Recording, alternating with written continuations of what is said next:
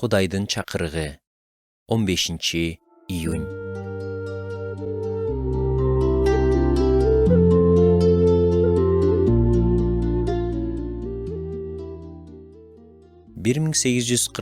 жылдын 19 Джон Чарльз Фремонт аттуу адам буга чейин эч ким батынбаган ишти жасаган.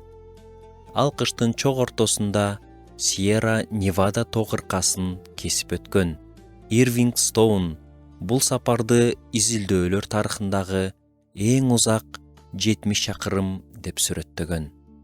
Бул тоолордон өтүүгө аракет кылгандар кардын катуу чагылышканынан көздөрү күйүп, катуу суукка тоңуп, же толук алсырап калышкан.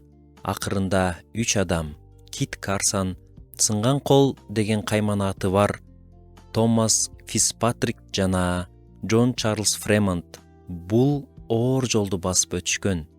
Алар муну ишке ашырганда жапайы батышты өздөштүрүүдөгү акыркы тоскоолдук да жеңилген. Тоолор эми өтүүгө мүмкүн эмес тоскоолдук катары каралбай калган. Мага Ирвинг Стоун бул адамдарды сүрөттөгөн сөз абдан жагат. Ал сөз кийин анын китебинин аталышына айланган. Бул адамдар тоолор менен тең болушкан. Негизги ою тоскоолдук душман эмес. Тоскоолдук бул жолдун бир бөлүгү.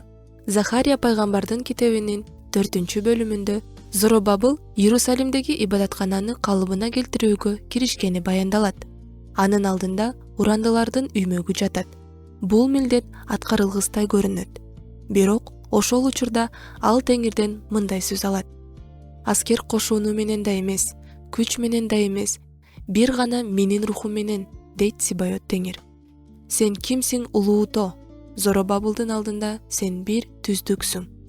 Бир убакта сиз Кудайга өз тоолоруңуз тууралуу айта берүүнү токтотуп, тескерисинче тоолоруңузга Кудай жөнүндө айта башташыңыз керек. Сиз Кудайдын жакшылыгын жарыялап, сенин жакшылыгың менен ырайымың өмүрүмдүн бардык күндөрүндө мени коштоп жүрөт деп айтышыңыз керек. Сиз Кудайдын колдоосун жарыялап, эгер Кудай биз тарапта болсо, бизге ким каршы тура алат деп айтышыңыз керек. Сиз Кудайдын ырайымын жарыялап, күнөөлөр көбөйгөн жерде ырайым да көбөйдү деп эстешиңиз керек.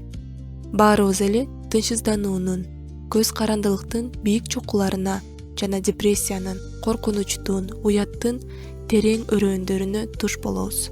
Бирок бул тоолор менен өрөөөндөр бизди коркутушуна жол бербешибиз керек. Бир күнү жетишет деп айта турган убак келет. Биринчиден, тоскоолдук душман эмес. Бул жолдун бир бөлүгү гана. Дал ушул тоо сизди күчтүүрөөк кылат. Ал эми сыноонун ары жагында баталар күтүп турат.